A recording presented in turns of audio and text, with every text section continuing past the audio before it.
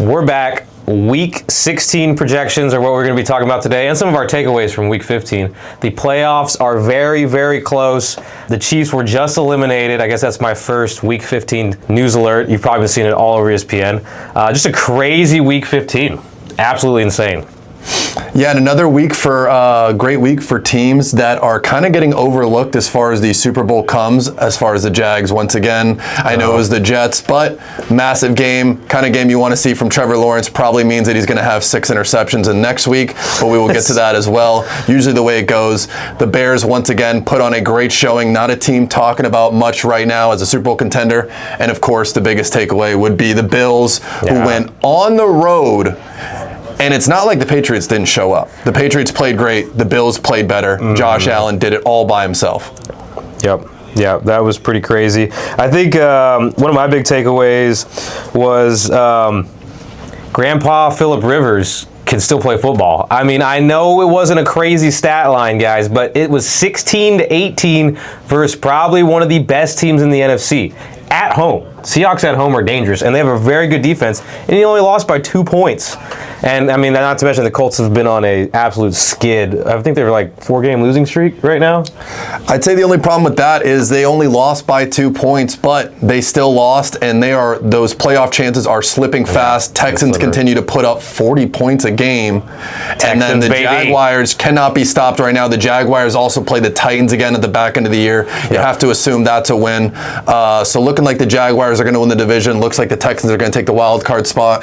Going to be a miracle, and now the Colts have to make a big decision. Anthony Richardson has returned to practice. I get the Phillip Rivers story. It's fun. It's another guy in his 40s coming back, playing, but Anthony Richardson, as much hate as he gets, probably gives the Colts the best chance to win. More football form. They announced Phillip Rivers as a starter. I think that was before Anthony Richardson came back in practice. So if the Colts don't make the playoffs, they start Phillip Rivers. That is going to be kind of seen as a little bit of a malpractice as far as the coaching and the ownership. So we'll see what they do there. Yeah. Way to ruin my Grandpa Phillip Rivers' dreams there. But on to Week 16, y'all. Kicking off on Thursday, a game with semi-massive implications in terms of first-round spot. The Rams versus the Seahawks. Rams are 11-3. Seahawks are 11-3. I think this kind of, I don't want to say seals the deal, but whoever wins this game is probably the front runner for #1 seed, right? Yeah, the Thursday game, it's absolutely phenomenal because usually the Thursday game's a throwaway, right? We throw the Dolphins on there. Everybody kind of half misses it unless you have a little bit of free time on Thursday. It is undoubtedly a top 5 most important game for 2 reasons. One, the #1 spot in the conference. They are tied up. Actually, more than 1 or 2 reasons. 2, Matthew Stafford, he's at about -300 as far as it comes for MVP odds. So a big win on the road to secure that conference win. He goes out, throws 3 more touchdowns. The race is over. Drake May, Josh Allen, they can wait till next year. And then on top of that, the Seahawks need to earn some respect because they have the best, if not the second best record in the NFL. And you ask anybody who their NFL Super Bowl picks are, nobody's saying the Seahawks right now. So a lot of disrespect there. They go down, shut down the Rams, slow down the Matthew Stafford train, and then really earn some respect at home. Would love to see that for the Seahawks. Yeah, so who do you got, Rams or Seahawks?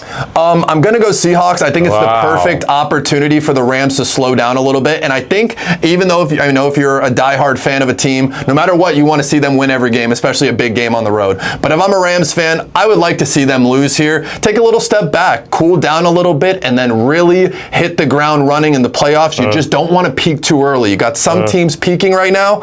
No offense to your team, the Texans. They're peaking right now. If they make it in the playoffs, are they going to continue to peak the rest of the season? Or is there going to be a die down? Questions, yes. We're going to see. The answer to that question is yes. I'm going to breeze through some of these Week 16 games, y'all. The ones that have 0 playoff implications, games like the Eagles versus Commanders. I mean, if the Eagles don't win, then I guess you'll be hearing about it in the next video when we talk about that. But Packers-Bears, big implications as far as the division goes. Packers are 9-4-1. Bears are 10-4. Never thought I'd say that in my lifetime. You think Caleb Williams is the real deal? Well, I do, but I will say one thing just before we move on from the Eagles game. Perfect time if you're a betting person to go take that anytime touchdown Will Shipley. They're going to sit down Saquon Barkley. They're not going to risk any injury.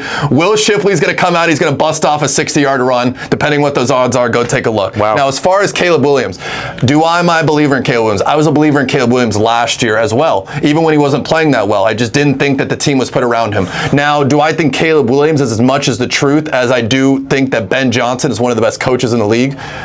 I lean a lot more towards Ben Johnson being one of the best coaches in the league. Let me get somebody for you. Now, as far as Caleb Williams specifically, we're not really going to know what exactly he can do until we get to the playoffs. You get somebody up there. Bo Nix, they are both in the same category, those 2024 quarterbacks, and Drake May too, that all need to make a big statement in the playoffs. I expect Caleb Williams to play great against the Packers. I also think the Packers are going to spiral here. I believe they're still going to end up in the playoffs, but you lose a guy like Marcus Parsons out for the year. Your team is very defensive focused. It's going to be a huge blow to them, and I could see the Packers taking a big loss here. Bears getting a little bit of revenge, beating up division rival, continue to build momentum to the playoffs. Yeah. So Caleb Williams, believer, and you think the Packers lose? Yes. All right. And I can see it being a blowout. Yeah, I could see that happening too. Packers with no Micah Parsons now, torn ACL. Those are 2 Saturday games, by the way. Oh, those are the Saturday games. Yeah, thanks for pointing that out. Jets, Saints, we don't really care about. Do you care about that at all? No, just once again, though, want to keep an eye on Tyler Shuck. Hopefully he goes out and gets another big win. I think he's proved that he's going to be their quarterback for 2026. So if you are a Saints fan, he is giving you hope. This is really more of a game of playing for a playoff spot. You don't really, if you're a true fan, you don't want your team to win this game, but the players are going to continue to play hard. So really just might keep an eye on Tyler Shuck. And if you're into sports card breaks, this is a great opportunity for you to get in on the Saints. They're usually still very cheap in 2025 breaks because people still don't believe in this guy, and he could be the next guy's future of the Saints. So Bills and Browns, hopefully the Bills pull that one out. Shedeur Sanders had some really cool flashes of greatness last week. I mean, the stat line shows 3 interceptions, but some of those passes should have been touchdowns. Or one of those passes specifically. Next one, Chiefs-Titans. I never thought I'd be saying it this far into the year, but it means absolutely nothing. This game means absolutely nothing. So hopefully the Titans pull that one out. Chargers-Cowboys. So just to be on the same page here, because I was just reading, the Cowboys have a legitimate shot of still making the playoffs? That I'm not sure of. I believe they're technically still in it, but one of those scenarios they have to win, a bunch of teams have to lose, and I just don't see it happening in this game. They had a very big opportunity to go make a statement against the Vikings. I believe they were like a minus 300 favorite in that game on Sunday night. They lost. They showed again why they've struggled all season, giving up 37 points to Mr. Number 9, and that was including Justin Jefferson only having 22 yards. Still gave up that many points. Now the Chargers coming on the road. Chargers don't necessarily need the win per se, but they do need to continue building momentum. Another one of those teams. I know we kind of say it for a lot of these teams, but another team is getting no respect right now. Nobody's talking about them, and I expect Justin Herbert to go out there, play a really good game, take out the Cowboys, and probably be high scoring like all the Cowboys games this year, but Cowboys season's over. Yep, agreed on that one. Vikings, Giants. I think Vikings are out of playoff contention as well. They might have one of those crazy scenarios with the Cowboys, so not too concerned there. Bucks and Panthers. This game, both teams 7-7. This game is massive for both teams. I think this will really dictate who's going to go to the playoffs, who's going to win the division. I mean, it doesn't just boil down to this game, but who are you taking? Well, 3 games left. The Bucks and Panthers will play twice in that 3-week span. Right. And it is currently tied, this one on the road. As much as I've criticized the Bucks, whether it be the players, whether it be the coaches, whether it be the ownership, all the above, I don't think the Panthers are a good team. I don't buy this respect that I have a lot of respect for their coach, first year, but I don't think Bryce Young is good. I think Rico Dowdle's a little bit overrated. I think Tetsuo McMillan's a phenomenal receiver. I think he's got a very bright future. I don't think the team is very good. And yes, the Bucks were healthy last week. Everybody was back. Jalen McMillan, Mike Evans, but maybe just a little bit more time to get back into the rhythm, come back super healthy. It's still going to be a close game. The The Bucs defense can't stop anybody. That's not going to change. But another one of those opportunities, even though I've been saying it now for a couple weeks, for Baker Mayfield to show what kind of captain and leader he can be. I think he's going to go on the road, and I think they're going to make a pretty big statement here. Yeah. They usually win on these. I don't know what the record is, but I think the Bucs usually pull these out against the Panthers. I don't know what that stat is, but I would just like to say I do like Bryce Young, and I do think the team is awful. But how do you go and beat the Rams and then go and lose to the Saints? I mean, it is the definition of inconsistency. If there's one thing the Bucs have been pretty consistent about, it's about losing recently. Yeah. So, I love the Bucs. I'm here in Tampa. I love Baker Mayfield. I mean, I love everybody that's on the Buccaneers team, but I'm going Panthers on that one, personally. At home, Bengals, Dolphins. Dolphins still have a chance with that loss to the Steelers last night? No, I think the Dolphins are toasted. Bengals are toasted. Breaking news, if you think it's breaking, the Bengals have said that Burrow's going to play all the rest of the games of this year. I think that's a terrible idea. The guy might be partially made of glass. We've seen him get injured every year. Why would you do that? I think it just comes down to more of like building confidence for next year. You kind of shut down. It kind of sends a message to all your fans. And let's keep in mind that whether you believe Joe Burrow should or should not play, the Bengals ownership has been so heavily criticized over the last 2 years, whether it be with Shamar Stewart, whether it be with Hendrickson, the way they have dealt with those players. And then on top of that, Joe Burrow's injury problems. So maybe they see it as if we sit Joe Burrow, we're sending another message to our fans that we don't care. Everybody that's either a season ticket holder has already bought tickets. They do not get to see Joe Burrow play. I don't necessarily think it benefits them to sit him. I don't think it benefits him to play unless he wants to go out there and just kind of maybe create a little bit more momentum. They got 4 wins right now. They win these last 3. End the year at 7 wins. Maybe sounds a lot better than they lose out. They only have 4 wins on the season. Either way, the Bengals are in trouble, and that's a whole different story for a whole different day. Yeah, we won't dig into that. Maybe we'll have just a Bengals episode. Jaguars, Broncos. Jaguars are 10-4. The Broncos are 12-2. Broncos are the number 1 team in the AFC right now, I think. It's going to be a clash of the Titans here. Personally, I'm not a believer in either of the teams, but I think I'm taking Jags on this one, and it's in Denver. I'm a believer in the Broncos to an extent. I just think that defense is so good, and I am a big Trevor Lawrence fan. So, like I said, it is kind of a prime opportunity. No, I'm an honest Trevor Lawrence fan. I think it's a prime opportunity that he's going to go out there and throw 4 interceptions. So he comes off a big game, that's 6 touchdowns. But this really could be a big statement. All jokes aside, for Trevor Lawrence, because his problem has always been consistency. He goes and puts up that record game he had last week. He goes on the road, beats the Broncos, doesn't throw more than 1 interception. It's going to be at least 1. He's throwing 1 interception. I can guarantee you that. He goes out there, gets 4 touchdowns, 1 interception, really makes a statement on the road in a big game there. Could really show, hey, maybe these Jaguars deserve a lot more respect, and kind of leap the Broncos in that standings that everybody kind of has in their mind for where their Super Bowl favorites should be. Yeah, I'd like to see the consistency. I really would. I'm a big T-Law guy myself. I have some cards in the collection that have marinating in my briefcase. So Jags or Broncos are going to win this one, though? I would take the Broncos. You're taking the Broncos. I'm taking the Jags. Falcons, Cardinals. Nobody cares. Raheem Morris has come out and said that they hope that upset win of the Bucs will give them a spark for the rest of the year. Who cares, in my opinion? That whole organization has to go. Coach needs to go. They need to restart from the ground up, in my personal opinion. And the only thing better than as bad as the Falcons season is that if you did not know, their first-round draft pick next year is traded to the Rams. Wow. So they are playing for the Rams right now. The Rams have a potential to win a Super Bowl and have a top 10 draft pick next year. Crazy.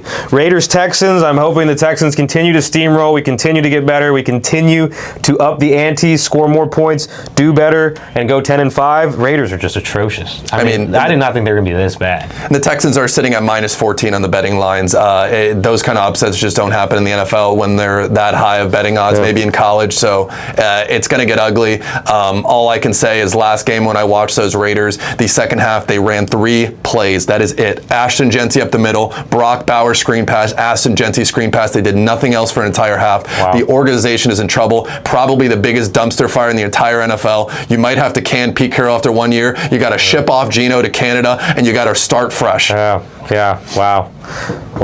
I couldn't agree more. Steelers, Lions, 8-6. Both teams fighting for their way in the. Man, there's going to be some great games this week. Oh my gosh, so much playoff implications. Steelers and Lions, 8-6. Lions are on this crazy thing where they win one week and lose the next week. This is the week they're supposed to win. The Steelers have to win. Who's going to win? Great matchup right here. Two teams that I just want to trust so much and I want to believe in the playoffs. Every time I gain a little bit of confidence, they shut me down. Going into this year, the Lions, everybody had a lot of faith in them. Super Bowl favorites, dipped down. Now I think they're sitting at the underrated level. Now nobody wants to even talk about them, even whisper about them. And if they get in the playoffs, not the kind of team you want to play. Yeah. As far as the Steelers, hey, if we can get it like we did against the Dolphins, I know it was against the Dolphins, but Aaron Rodgers, 250 yards, 3 touchdowns, no interceptions. Defense steps up a little bit. They have absolutely no receivers other than DK Metcalf, but still a team that could sneak into the playoffs. They're ahead of the Ravens right now. Ravens are spiraling. So I would still take the Lions. I think the Lions could still go on a run this year, and I think they could make a big statement, and this is one of those games where the home field advantage does make a big difference. Yep. So who are you taking? Will be the Lions. It'll be the Lions. Okay, yeah. I'm right there with you, too. Lions, just so you know, I don't know the exact date. I might have mentioned this in my last video, but they have not lost back-to-back games in a very, very long time under Dan Campbell. Might have been just like in that first season he was there. So they don't lose back-to-back. They lose one, they win one. They lose one, they win one. Pretty crazy stat. Patriots, Ravens. Patriots are 11-3. Ravens are 7-7. Patriots, I think, have not locked in the division win, but they've pretty much locked in making the playoffs, I'm pretty sure, unless something crazy happens. Ravens are still on the cusp of even getting in. As at home in Baltimore, I kind of like the Ravens in this one. Yeah, I mean, this is where my betting mind will get in the way of any type of logic when it comes to this game. Baltimore's sitting at a -3. If you're anybody that's going off what you've seen this season, you're saying the Patriots are an underdog against the spiraling Ravens. Lamar Jackson can't stop throwing it to the other team. Of course I'm going to take the Patriots. That's the perfect opportunity where Vegas gets a whole bunch of money in on Vegas or on the Raiders, and then the Ravens blow them out for absolutely no reason. Yeah. So you're saying that the Patriots are the underdog, and everybody's like, yeah, I'm betting on the Patriots. Vegas takes in all his money, and the Ravens still win. Because they put it so close to where you're like, you just cannot turn it down. It would make no sense to make the Ravens a -6 point favorite, but if you make them a -3, it's right on the line where they're like, oh, okay, so it's a close game. In a close game, I'm taking the Patriots. Yeah, I really think the Ravens take this one. And last but not least, still some playoff implications. We're going back to Grandpa Rivers because we got the 49ers and the Colts. Will the Colts stop spiraling out of control and win a game? It's in Indianapolis. Better yet, do you believe in the 49ers? Well, the 49ers have done everything this year that I wanted the Bucs to do. When they had some really bad injuries, including when Fred Warner went down. If you watch Fred Warner get down, it looked like the whole team was gutted. Yeah, they looked like the season was over. They had Mac Jones in there for about 4 games. Nobody complained. Nobody cried. The exact opposite of the Bucs fans. Wait till we get everybody back. Everybody's back. You're still losing games. Yeah. The 49ers never complained. They never cried. They continue to win games. Now everybody's back healthy. They're peaking at the right time. And I'll tell you what, another little hot take, as long as he's good to go, Anthony Richardson's going to play in that game. He's not going to start. They already announced Phillip Rivers starting. Anthony Richardson's going to make an appearance in that game. Perfect opportunity to come in, end the season officially with 3 interceptions, and break the fan's heart like he always does. So who do you got, 49ers or Colts? 49ers. I got 49ers. By a long shot. Yeah, I got 49ers too. So guys, that wraps up Week 16. You got Week 15 recaps, Week 16 projections. Come back to this video after and see if our picks were right. I think we're going to hit 80% at least on this one. I think I'm feeling pretty confident here. And we're agreeing on most of the ones. But guys, also, if you did not know or you were not aware, we do sports card breaks, 941 Sports Cards. A lot of these players we're talking about, this is some of these guys' rookie years. Anthony Richardson's 2023 rookie year, just to give an example. But guys, we're doing breaks all day long where you can get some of your favorite rookie sports cards. Check us out on eBay Live. And if you haven't subscribed to the channel, please do. Hit that subscribe button. Share your thoughts below in the comments. We'd love to hear what you say. And take some of Jake's bets. They sound pretty good. I think he dropped a good one in there. So we will be back next week. We appreciate you guys' support. And we're signing off. Peace.